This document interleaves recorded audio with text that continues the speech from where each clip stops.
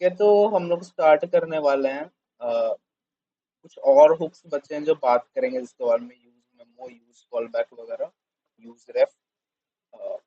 आज एक और हुक का डिस्कशन होगा, लेकिन उससे पहले समझो दैट डजंट रियली मैटर। आज हम लोग बात करने वाले हैं रिएक्ट राउटर के बारे में। रिएक्ट राउटर या रिएक्ट राउटर डोम जो बोलना है बोलो। तो बेसिकली होता क्या है, तुम बनाना चाहते हो रिएक्ट एप्लीकेशन, और तुम बनाना चाहते हो React application as single page application, not as a multi page application. तो उससे पहले चलते हैं कुछ नॉर्मल से वेबसाइट्स पे, जैसे कि सर्च करते हैं वेबसाइट। दिमाग में कुछ आया नहीं तो वेबसाइट ही सर्च करते हैं। तो this is website dot com, सबसे पहला घटिया सा ऑप्शन मिला है। ठीक है, तो अगर हम इसके किसी भी लिंक पे क्लिक करते हैं तो ये दिख रहा होगा ये पेज लोड हो रहा है, और कहीं क्लिक किए तो ये पूरा पेज लोड हुआ। ठीक है, whereas अगर हम चलते हैं मान लो हेल्थ ऑप्टिमा पे, health optima is also single page application, despite next में बनने के it's a single page application. तो सिंगल पेज एप्लीकेशन का मेरा पॉइंट ये रहता है, if I click on this page, दिखा होगा कुछ कुछ भी लोड नहीं होता है। मतलब लोड यहाँ होता है, पेज रीलोड नहीं होता है, अंदर के कंपोनेंट्स लोड होते हैं। तो we will be getting introduce to React router. ठीक है, रिएक्ट राउटर वो एक लाइब्रेरी है जो कि हम लोग रिएक्ट के साथ यूज करते हैं, और it is use to make single page application. ठीक है, तो मल्टी पेज एप्लीकेशन में कुछ लिमिटेशंस लिखा है, जैसे कि each navigation triggers a full page reload. तो मान लो कि कुछ पार्ट्स होते हैं वेबसाइट्स में, जैसे हेडर फुटर, जो कि मल्टीपल पेजेस में कॉमन होते हैं। ठीक है, तो अगर तुम मल्टी पेज एप्लीकेशंस बना रहे हो, तो अगर तुम पेज नेविगेट करोगे तो वो सब पार्ट भी, हेडर फुटर वाले पार्ट जो कि कॉमन थे, वो भी वापस से रीलोड होते हैं। और ऑफ कोर्स रीलोड होंगे तो बैंडविड्थ लगता है, टाइम लगता है, etc etc, वो वाली दिक्कतें आती है। लेकिन जब सिंगल पेज एप्लीकेशंस बनाते हो तो तुम सिर्फ उसी पोर्शन को रीलोड करते हो जो पोर्शन तुम रीलोड करना चाहते हो, जिसको एक्चुअली करने का जरूरत है। ठीक है, तो रिएक्ट राउटर एक लाइब्रेरी है जो कि सिंगल पेज पे नेविगेट करने के काम आता है, and it provides a seamless user experience. तो कुछ बेसिक राउटिंग फीचर्स वगैरह है, इसको बताने से पहले चलते हैं रिएक्ट के राउटर के वेब पेज पे। और रिएक्ट राउटर का छठा वर्जन चल रहा है बाय द वे। तो रिएक्ट राउटर क्या करता है, हम लोग यूज करते हैं रिएक्ट राउटर का एक राउटर होता है जिससे हम लोग हर चीज को करते हैं रैप। ठीक है, एक प्रोवाइडर के थ्रू हम लोग राउटर को डिफाइन करते हैं, और हम लोग चीजों में नेविगेट करते हैं। ठीक है, तो ये डॉक्यूमेंटेशन है, जब भी कुछ समझ ना आए, try to go through documentation. ऐसे हमको जेन्युइनली बता रहे हैं, I don't like documentation of React router, it's not good. Beginner friendly नहीं है, तुमको आता है तो तुम्हारे लिए ठीक है, but it's not beginner friendly at all. दो ढंग से तुम पेजेस की, not more like pages but pages he sort of, कि तुम कैसे नेविगेट करते हो। राउट में क्या होता है, तुम ब्राउजर राउटर से बेसिकली रैप करते हो। ब्राउजर राउटर का कुछ फंक्शनैलिटी है ना जो लाइब्रेरी डिफाइन करके रखा है, हम थोड़ी डिफाइन करेंगे हाँ, क्या फिर से होता है, हम बता सर। बताएंगे। ठीक है, तो ब्राउजर राउटर का जो फंक्शनैलिटी है, वो जो कुछ भी होता है जो उसको वो प्रोवाइड कर सकते हैं सिर्फ और सिर्फ अपने चिल्ड्रन को, उसका चिल्ड्रन वही होगा जो उसके अंदर है। ठीक है, कुछ राउट्स का प्रॉपर्टी है, कुछ राउट का प्रॉपर्टी है, और कुछ ब्राउजर राउटर का प्रॉपर्टी है। तो ब्राउजर राउटर का जो प्रॉपर्टी है वो एक्सेस करता है राउट्स, और राउट क्या करते हो तुम, जहाँ पे तुमको राउट्स यूज करना होता है वहां पे तुम यूज करते हो ब्राउजर राउटर का। उसके अंदर तुम राउट्स डिफाइन करते हो, राउट्स के अंदर राउट होता है, सिंगल सिंगल राउट। इसके अंदर ये बताया जा रहा है कि अगर ये जो पेज जब लोड होता है, उसका अगर पाथ ये है, स्लैश है, तो इस एलिमेंट को लोड करना है। उसका अगर ये पाथ मान लो ये स्लैश अबाउट है, तो इस कंपोनेंट को लोड करना है। लिंक यूज करने का, तुम ई टैग को रिप्लेस कर देते हो लिंक टैग से। ठीक है, और एच को रिप्लेस कर देते हो टू से। ये जो हुआ ना, ये इससे ये हाँ। पता चलता है कि ये जब इस पाथ में आएगा तो क्या रेंडर कराना है। ठीक है, ठीक वो है, होम पेज रेंडर कराएगा। और ये जो लिंक है ये ए टाइप की तरह है, तो तुम अच्छा, इससे क्लिक बताते हो करने कि पे। इससे क्लिक करने पे कहाँ जाएगा। अच्छा, दो अलग अलग चीजें हैं ये। दो अलग चीजें हैं।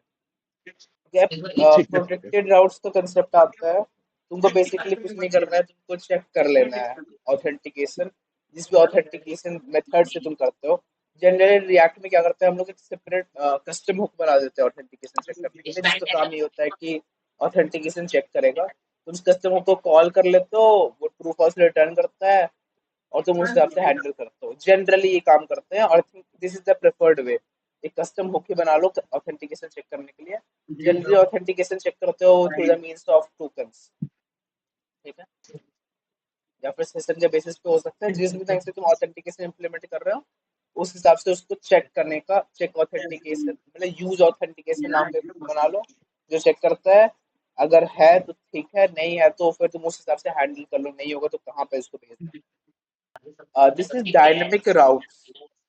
डायनेमिक राउट्स क्या होता है, तुम देखे होगे कि यूट्यूब बहुत अच्छा एग्जांपल है।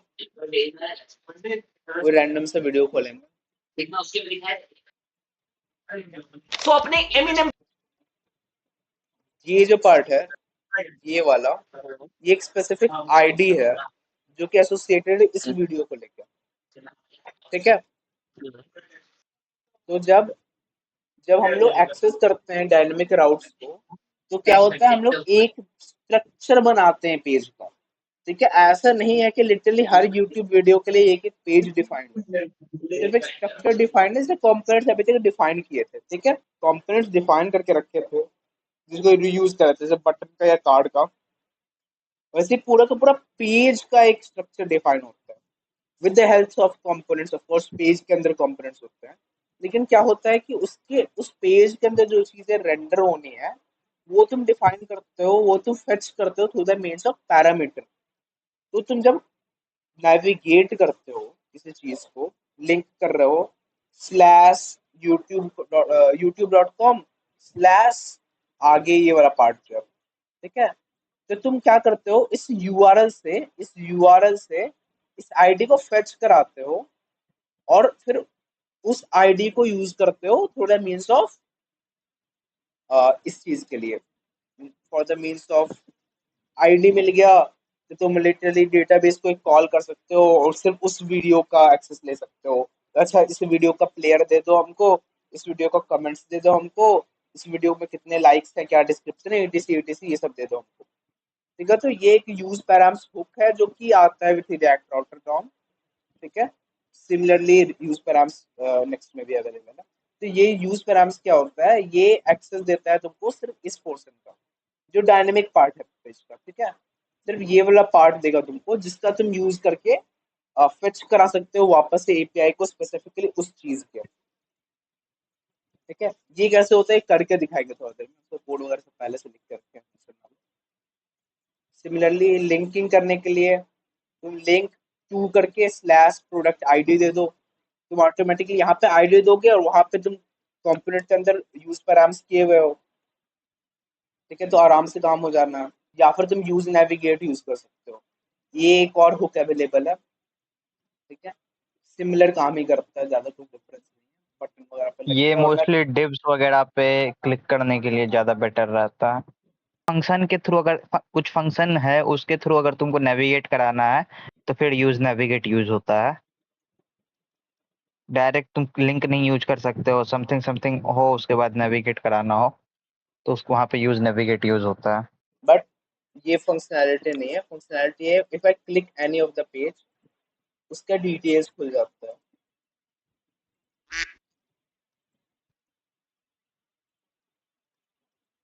ठीक है। तो क्या है, अब समझो कि हम कैसे कोड किए हैं। ये राउटर है, इसके अंदर दो राउट्स ठीक है, राउट्स के अंदर दो राउट डिफाइंड है, एक होम पेज का एक प्रोडक्ट पेज का, ठीक है। ठीक है, इन दोनों पेजेस को हम पेजेस डायरेक्टरी के अंदर बनाए हैं। होम ठीक है, पेज ये रहा, प्रोडक्ट पेज ये रहा, ठीक है। ये ठीक है, ठीक है। नॉर्मली होम पेज बन गया।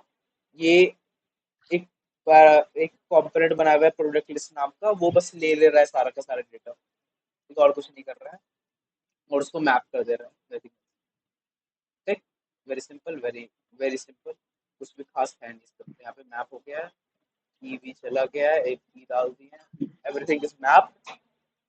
अब ये क्या कर रहा है, ये इंपॉर्टेंट पार्ट समझने के लिए, ये लिंक कर रहा है। लिंक कहाँ कर रहा है, स्लैश प्रोडक्ट आईडी पे।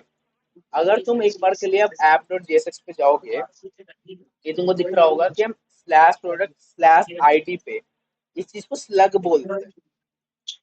ठीक है, दिस इज कॉल्ड स्लग, क्योंकि ये वाला जो पार्ट होता है ये डायनामिक होता है। जब किसी चीज का अगर तुम कॉलर बना देते हो तो दिस थिंग्स बिकम्स डायनामिक। तो तुम इस आईडी, तो तुम्हारा इसका मतलब ये है कि अगर हम स्लैश प्रोडक्ट स्लैश 25 पे चले जाए, ठीक है, अब कुछ भी डेटा तो अवेलेबल नहीं है, इसका आंसर लोडिंग पर अटक गया है क्योंकि 25 ग्राम का कोई डेटा नहीं है। बट वो क्या कर रहा है, वो फेच कराने का कोशिश कर रहा है एक एपीआई को। अगर तुमको पता होगा कि प्रॉपर्टी क्या है इसका फेकस्टोर एपीआई का, वो दिखाते हैं।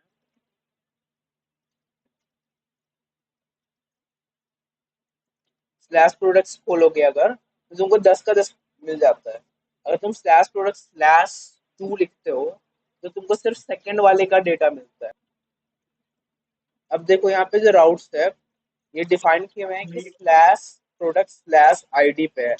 ये आईडी वाला जो पार्ट है ये डायनेमिक है। ठीक है, इसको स्लग ठीक भी है। बोलते हैं, जैसे बताए थे। तो ये वाले पार्ट को यूज करते हैं। तो जब हम यहाँ पे प्रोडक्ट लिस्ट है इसको नेविगेट करा रहे हैं, तो इसको हम स्लैश प्रोडक्ट आईडी, ये वाला पार्ट जो है इसको डायनेमिक कर दिया। यानी कि जितना बार मैप हो रहा है सबका लिंक इंडिविजुअल होगा। यानी कि हाँ, ये जैसे मैप हुआ होगा कि automatically slash product slash 1 slash product slash 2 slash product slash 3 करके इन सबका लिंक भी मैप हो गया होगा ऑटोमेटिकली। ओके, सब चीज मैप हो गया होगा, यहाँ पे इमेज में मैप हो गया होगा, हर चीज मतलब ऑटोमेटिकली सबका इंडिविजुअल मैप हुआ होगा। तो जब हम लोग लिंक पे किसी का क्लिक करते हैं, ऑफकोर्स जिस चीज से भी लिंक रैप होता है, जिस चीज से भी ए वाला टैग एंकर टैग लिंक होता है, वो वाला चीज जो होता है वो रीडायरेक्ट करता है उस पार्ट पे जिस चीज पे। तो यहाँ पे पिक्चर H2 और पैरा पूरा का पूरा ये सब रैप है, तो दिख रहा होगा कर्सर पॉइंटर बन जाए। तो क्या होता है, ये रीडायरेक्ट करता है स्लैश प्रोडक्ट स्लैश 1 पे।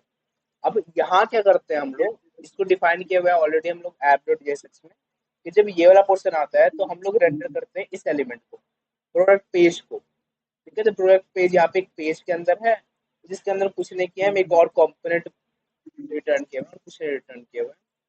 ठीक है, तो प्रोडक्ट डिटेल के अंदर देखो क्या है, प्रोडक्ट डिटेल यूज पैराम्स से आईडी को एक्सट्रैक्ट करता है। ठीक है, यहाँ पे अगर आओगे तो यहाँ पे आईडी क्या है, जो प्रोडक्ट के बाद जो वाला जो पार्ट आएगा दैट विल बी आईडी। क्या तुम यहाँ पे बेसिकली सिंटेक्स बना दिया ऑटोमेटिकली, तो इसके अंदर जो कुछ भी होगा वो आईडी होगा। तो जब तुम यूज पैराम्स करोगे यहाँ पे इस प्रोडक्ट लिस्ट के अंदर, सॉरी प्रोडक्ट डिटेल के अंदर, ठीक है, तो जैसे तुम यहाँ पे ये वाला पेज लोड होगा तो ये तुम्हारा स्लैश प्रोडक्ट के बाद जो वैल्यू आता है उसको पैराम से ये आईडी फेच कराएगा। तो that is the basically rejects तुम डिफाइन कर चुके हो, technically it is sort of rejects. ठीक है, तो उसको आईडी मिल गया, तो वो क्या कर रहा है, ये यूज इफेक्ट पे वो फेच करा रहा है इस यूआरएल से डेटा, जो कि डेटा वापस आ रहा है, जो कि इस स्टेट के अंदर डाल रहा है और फिर उसको ये पेज रेंडर करा दे रहा है। अब यहाँ पे एक बस फॉल बैक बनाए हुए हैं कि अगर प्रोडक्ट नहीं है, जब तक नहीं है तब तक इसको कराते रहो, लोड जैसे आ जाए करवा लो। अब इसके अंदर आईडी बनाए हुए हैं, आईडी का डिपेंडेंसी क्यों, आप ये बताओ तुम लोग हमको। जब आईडी चेंज होगी तो री रेंडर होगा।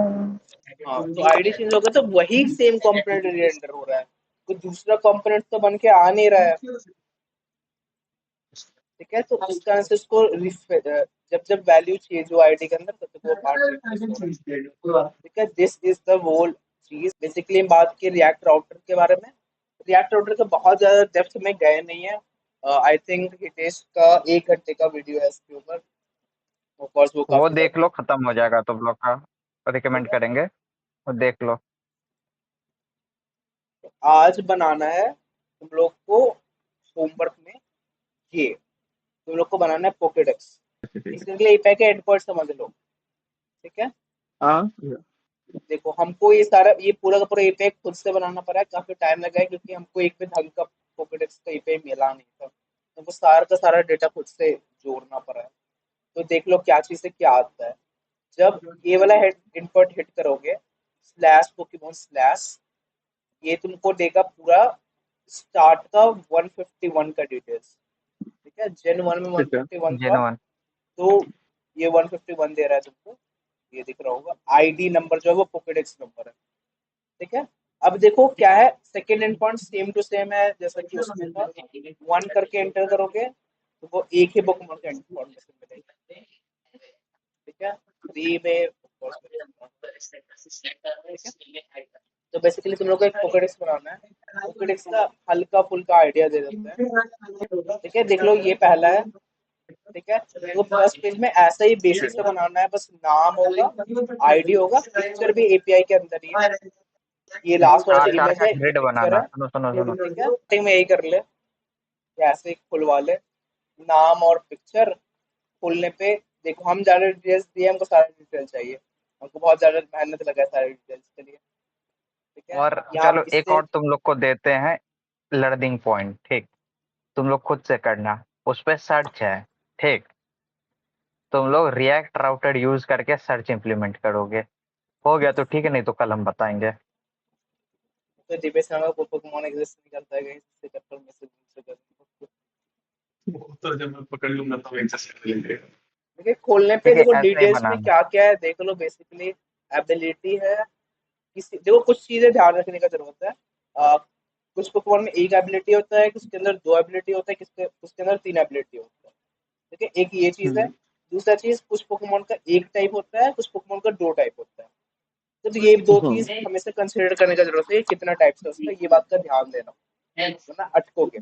एंड पॉइंट भी हम प्रोवाइड कर देंगे, पोशंस रूम में एंड पॉइंट में मिल जाएगा मेरे ईमेल का। हम लोग क्लिक करने पे दूसरे पेज पे जाना है जिसपे उसकी हाँ हाँ, डिटेल दूसरे पेज पे जाना है जिसमें उसका पूरा डिटेल्स होगा, जितना भी, ठीक है। उसके एपीआई का एंड पॉइंट वही है, स्लैश के बाद जो नंबर डालोगे 1 से लेकर के 151,